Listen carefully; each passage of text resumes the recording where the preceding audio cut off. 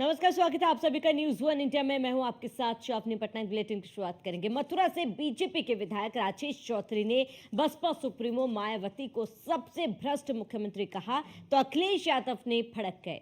मायावती के पक्ष में अखिलेश यादव ने पोस्ट कर बीजेपी विधायक राजेश चौधरी को बीजेपी से बाहर करने और उनके खिलाफ मुकदमा दर्ज करने की मांग की है। अखिलेश यादव के इस पोस्ट के बाद मायावती ने भी एक्स पर पोस्ट की। बसपा सुप्रीमो मायावती ने अखिलेश यादव का आभार जताया। मायावती ने एक्स पर लिखा कि सपा प्रमुख ने बसपा प्रमुख को ईमानदार होने के बारे में सच्चाई को माना है। तो बीजेपी विधायक ने मायावती को सबसे बड़ा भ्रष्ट सीएम बताया था, जिसके बाद जंग छिड़ी। मायावती को सबसे भ्रष्ट सीएम पर बताने पर अखिलेश यादव भड़क गए। अखिलेश यादव ने मायावती के पक्ष में पोस्ट किया। बिना आधार के आरोप लगाना आपत्तिजनक है, अखिलेश यादव ने कहा, जिस पर मायावती ने एक्स पर पोस्ट कर आभार जताया और अखिलेश की आभारी है बसपा सुप्रीमो मायावती।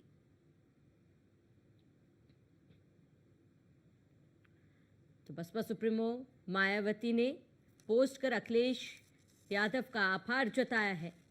जहां मायावती को भ्रष्ट सीएम बताने पर अखिलेश यादव भड़क गए। अखिलेश यादव ने साथ दिया और कहा कि बिना तथ्य के बात करना आपत्तिजनक है।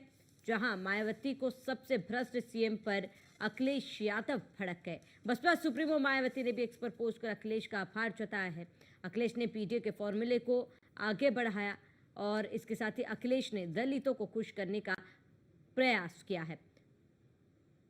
तो बता दें कि अखिलेश यादव और मायावती के सुर बदलते हुए नजर आ रहे हैं। मायावती के वोट बैंक पीछे है और इसमें मायावती को बीजेपी पर रुख के लिए मजबूर किया था। और आपको बताते हैं कि मायावती को सबसे भ्रष्ट सीएम बीजेपी नेता ने बताया, जिसके बाद अखिलेश यादव भड़क गए। अखिलेश यादव ने कहा कि बिना तथ्य के बात करना आपत्तिजनक है। मथुरा के एक एमएलए ने इस तरीके की बयानबाजी की थी, गलत बयानबाजी करके सुर्खियों में आना चाहते हैं।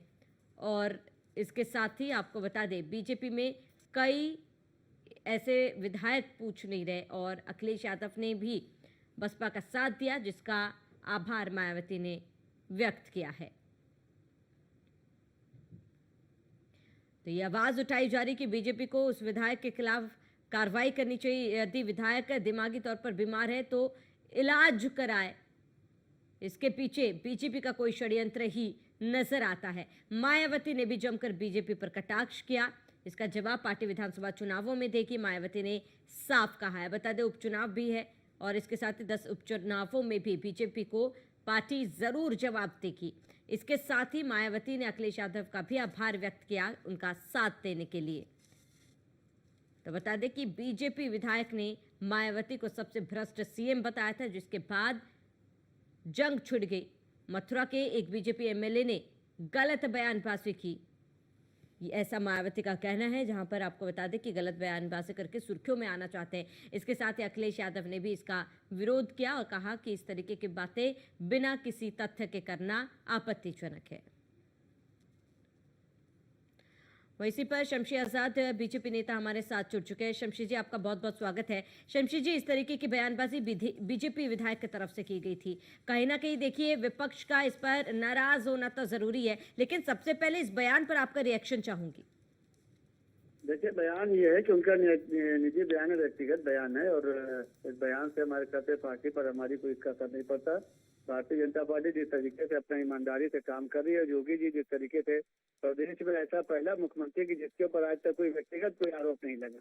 ये अलग बात है कि भारतीय जनता पार्टी के ऊपर जो है बहुत से विपक्ष के लोग अपना तरह तरह के आरोप लगाए करते हैं, लेकिन जहाँ साफ और स्वच्छ होने की बात आती है, मुख्यमंत्री नंबर 1 की बात आती है, अपराध को रोकने की बात आती है, जीरो टॉलरेंस की बात आती है, प्रदेश में माफिया राज को खत्म करने की बात आती है, भू माफियाओं को खत्म करने की बात आती है, महिलाओं की सुरक्षा की बात आती है, प्रदेश के विकास की बात आती है, तो वहाँ नंबर 1 पर सिर्फ और सिर्फ योगी आदित्यनाथ है। इसके अलावा कोई भी नेता उनके सामने टिकने को तैयार नहीं है और ये बात विपक्ष पूरी तरीके से समझता है। इसी वजह से वो दूसरे के बयानात का समर्थन करता है और उनको जो है मुद्दा बनाकर चाहता है कि अपना वो सस्ती लोकप्रियता हासिल करे, लेकिन जनता इस मुद्दों को जानती है। जनता का जो मत होता है वो भारतीय जनता पार्टी के पक्ष में हमेशा रहता है, और हमारा लक्ष्य इस वक्त सिर्फ ये है कि जो उत्तर प्रदेश में आने वाली 10 सीटें विधानसभा की हैं उस पर पूरी तरीके से फोकस करके हम उसको जीतने का काम करें।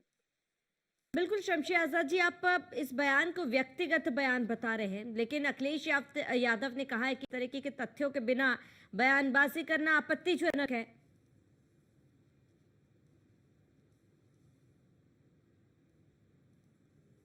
कारवादी नेता है कि जिन्होंने अपने चाचा के खिलाफ बयान दिया, जिन्होंने आजम खान के नेता के खिलाफ बयानबाजी किया, कांग्रेस के प्रति भी इनका किस तरीके से रवैया रहा है वो भी आप जानती हैं।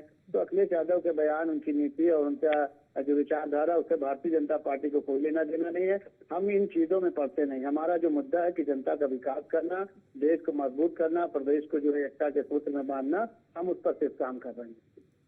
ठीक है शमशी जी, आप बने रहे हमारे साथ अशोक यादव सपा नेता हमारे साथ जुड़ चुका है। अशोक जी, आपका भी बहुत बहुत स्वागत है। अशोक जी, जिस तरीके से बीजेपी विधायक का बयान सामने आया, अखिलेश यादव ने भी इस बयान का खंडन किया। हमारे साथ शमशी जी बीजेपी नेता हमारे साथ जुड़े हुए, उनका ये कहना है कि व्यक्तिगत बयान है, लेकिन इस तरीके से विपक्ष जो इकट्ठे हो रहा है, जो गलत है वो गलत का ही साथ देगा। देखिए, इस तरह से बीजेपी का चाल चरित्र और चेहरा टाइम टाइम पे परिलक्षित होता है कि उनका दलित समाज के प्रति नजरिया क्या है और दलित समाज की बेटी जो बहन मायावती थी उनके प्रति उनका नजरिया क्या है। इस चीज को उनका विधायक ने दर्शाया और इसको पूरा देश ने देखा। और दुर्भाग्यपूर्ण है कि एक तरफ जहाँ दलित के हितैषी होने का नाटक करती हुई बीजेपी, वहीं दूसरी तरफ जो हमारे बहन के प्रति इस तरह का अपमानजनक शब्दों का और अपमानजनक भाषा का इस्तेमाल किया उन्होंने, भाजपा विधायक ने, बहुत ही दुखद है और बहुत ही निंदनीय है। इसका समाजवादी पार्टी निंदा करती है और ऐसे लोगों के प्रति कम से कम दलित समाज को आगाह होने की जरूरत है कि वो इनका असलियत देख लिया उपचुनाव के पहले। और टाइम टाइम पे इस तरह की चीजें आप देखेंगे कि दलित समाज के साथ जिस तरह की घटनाएं आए दिन देखने सुनने को मिलती हैं, कभी मूछ रखने पे, कभी घोड़ी चढ़ने पे, कभी ना और इस तरह की बात होने पे जो उत्पीड़न करते हैं उन लोग, कहीं न कहीं डायरेक्ट रूप से उनका संबंध भारतीय जनता पार्टी से ही होता है। और इसी तरह के जो इनके विधायक जी हैं, इन्हीं लोगों की बातों को सह पाकर के लोग इनके साथ इस तरह का दलित समाज साथ उत्पीड़न करते हैं। तो इससे जनता को सबसे बड़ी मैसेज मिला है कि भारतीय जनता पार्टी का रवैया क्या है बहन जी के प्रति और दलित समाज के प्रति।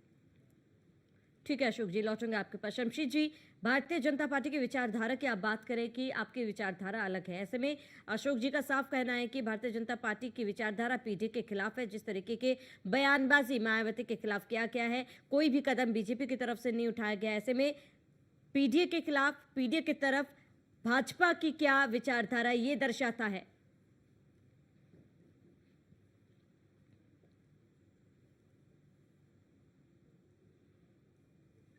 शमशी आजाद जी, आप तक मेरी आवाज पहुंच पा रही है?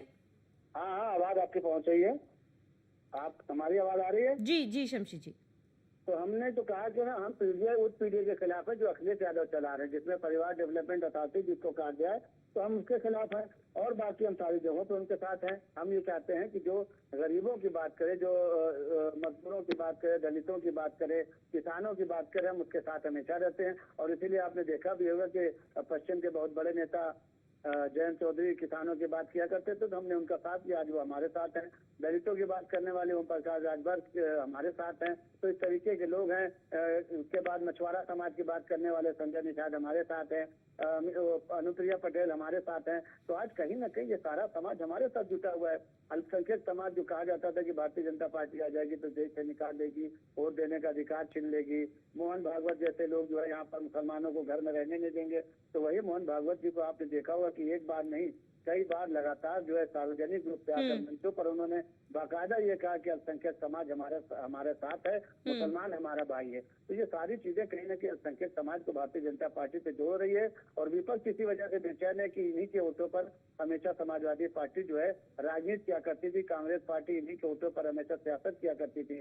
अब ये जब से खसक गया, जब से अल्पसंख्यक समाज, दलित समाज, ओबीसी समाज भारतीय जनता पार्टी के साथ जुटा है, तब से इनकी बेचैनी और बढ़ गई, क्योंकि लगातार ये 2014 से लगातार ये सत्ता से बाहर हो चुके हैं। और अखिलेश यादव भी जो 2012 से शमशी आजाद जी, कुछ दिनों पहले हमने देखा था कि बसपा और सपा की बात करें तो एक दूसरे के आमने सामने थे दोनों पार्टियां, लेकिन अब एक दूसरे के लिए बात कर रहे हैं। क्या ये उपचुनाव के लिए दोनों पार्टियों के सुर बदल रहे हैं? आपका क्या कहना है इस पर? बात भले कर रहे हो, लेकिन अंतर्राष्ट्रीय स्तर पर आपको अच्छी तरीके से मालूम होगा गेस्ट हाउस वाला कांड, जिसमें समाजवादी पार्टी के गुंडों ने मायावती का वस्त्र उतारने तक की कोशिश की थी। तो ये ऐसा नहीं हो सकता कि समाज इसको भूल जाए, और समाजवादी पार्टी और बहुजन समाज पार्टी का कभी मेल हो ही नहीं सकता है। बुआ और भतीजे कभी एक हो ही नहीं सकती। तो राजनीति थी कि कुछ दिनों के लिए एक साथ हुए थे, लेकिन फिर वही जब बातें लोगों को याद आने लगी, बसपा के लोगों को, उनके कैडर के लोगों को, कि यही वो गुंडे थे जिन्होंने मायावती की इज्जत पर हाथ डाला था, गेस्ट कांड जो है कभी भूला नहीं है, तो वो कहाँ से भुला सकते हैं। उसके बाद जब बात आती है तो अयोध्या पर जिस तरीके से कारतूस वगैरह गोली चलाने की बात आती, तो उसको कहाँ से हिंदू सनातनी कहाँ ठीक से भूल है सकता शमशी है। जी, एक छोटा सा कमेंट अशोक जी से ले लेते हैं। अशोक जी, क्या ये उपचुनाव को देखते हुए सुर बदल रहे हैं क्या बसपा और समाजवादी पार्टी के?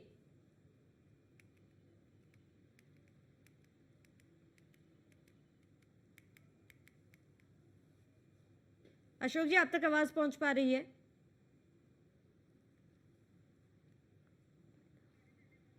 चलिए कोई नहीं, संपर्क नहीं हो पा रहा। अशोक जी का संपर्क टूट चुका है। अशोक जी, आपका जुड़ने के लिए बहुत बहुत शुक्रिया। शमशे आजाद जी, आपका भी जुड़ने के लिए बहुत बहुत शुक्रिया। हमारी संवाददाता वर्षा शाही हमारे साथ इसी मुद्दे पर जुड़ चुके हैं।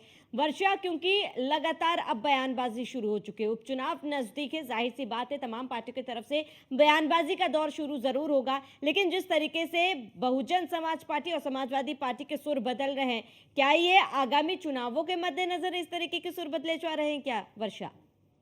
देखिए, बिल्कुल जिस तरह से आगामी उपचुनाव आगे देखने को मिल रहा है, उसके जरिए एक चीज साफ हो रही है कि अब सभी पार्टी के सुर बदल रहे हैं। चाहे वो इंडिया गठबंधन की बात करें, इंडिया गठबंधन की बात करें, लेकिन इंडिया गठबंधन जिस तरह से चल कर आगे लोकसभा चुनाव में आया था, फिर उसके बाद उसकी सारी सीटें जीता, उसके बाद बीएसपी कहीं ना कहीं इनएक्टिव थी, लेकिन इनएक्टिव होने के बाद चुनाव होने के बाद जिस तरह मायावती एक्टिव हुई, फिर उसके बाद उनकी बातचीत से ये पता चला कि अब इनके काफी बदल रहे हैं। जिस तरह से अब लगातार ये लोग इनके सुर मिलते हुए नजर आ रहे हैं और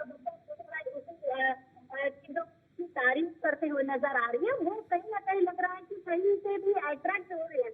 मतलब वो जो बुआ बबुआ का खेल चल रहा था पहले, शायद अट्रैक्ट हो सकता है एक बार फिर से। क्योंकि देखिए, इससे पहले भी एक बार गठबंधन जब सपा और बसपा का हुआ था, तो ये चीज साफ देखी गई थी कि चुनाव नहीं जीता गया, लेकिन जिस तरह से इंडिया गठबंधन में सपा और कांग्रेस एक साथ आई, तो वो कहीं ना कहीं एक पैमाना तैयार हुआ, लोकसभा चुनाव में जीत हुई। लेकिन उस चुनाव में जिस तरह सीटों का बंटवारा को लेकर अब लगातार जंग छिड़ती हुई नजर आ रही है, वो कहीं ना कहीं साफ देखने को मिल रहा है कि कहीं ना कहीं थोड़ी थोड़ी दरार आ रही है, और उस दरार का पर्दा बसपा उठा रही है। बसपा और सपा के बीच जो मतभेद खत्म हो रहे हैं, वो देखने को मिल रहा है। जिस तरह से तारीफें की जा रही है SC/ST मुद्दे को लेकर हो, या फिर उसके बाद मथुरा में विधायक को लेकर हो, ये सारी चीजें साफ नजर में आ रही है कि जो मतभेद धीरे धीरे थे, वो मतभेद खत्म होते हुए नजर आ रहे हैं। उसके साथ ही साथ इंडिया गठबंधन में जिस तरह से सपा उत्तर प्रदेश में अपने दमखम के साथ लोकसभा की सीट निकालती है, उसके बाद महाराष्ट्र से लेके और राज्यों में उन्होंने सीट मांगा कि अगर आप उत्तर प्रदेश में कांग्रेस को चुनाव लड़ना है, तो और राज्यों में सपा को भी सीटें चाहिए, जिसकी वजह से ये सारी चीजें हो सकती है। लेकिन जिस तरह से कांग्रेस उत्तर प्रदेश में सीटें नहीं देना चाहती, 5 सीटों पर चुनाव लड़ने के लिए कांग्रेस लगातार दावेदारी कर रही है और 5 सीटें सपा से मांग रही है। लेकिन सपा जिस तरह से अपना गढ़ उत्तर प्रदेश को मानती है, उत्तर प्रदेश में जिस तरह से लोकसभा चुनाव में जीत हासिल हुई, उसको लेकर कहीं ना कहीं सपा ये तरीके से पहुंचती है कि सारी सीटें कहीं ना कहीं उसके पास जा सकती है चुनाव को लेकर। लेकिन कांग्रेस की तैयारी भी बेहतर तरीके से की गई है, तो कांग्रेस को भी अपने कार्यकर्ताओं से लेकर अपने मुद्दों पर विश्वास है कि कहीं ना कहीं इन मुद्दों को लेकर जिस तरह से वो आगे बढ़ रही है, वो जीत हासिल कर सकती है। लेकिन ये मतभेद जो हो रहे हैं विरोध को लेकर, बसपा का कहीं ना कहीं पॉजिटिव रिएक्शन सपा को की तरफ भी देखने को मिल रहा है। ठीक है वर्षा, तमाम जानकारी के लिए जुड़ने के लिए आपका बहुत बहुत शुक्रिया।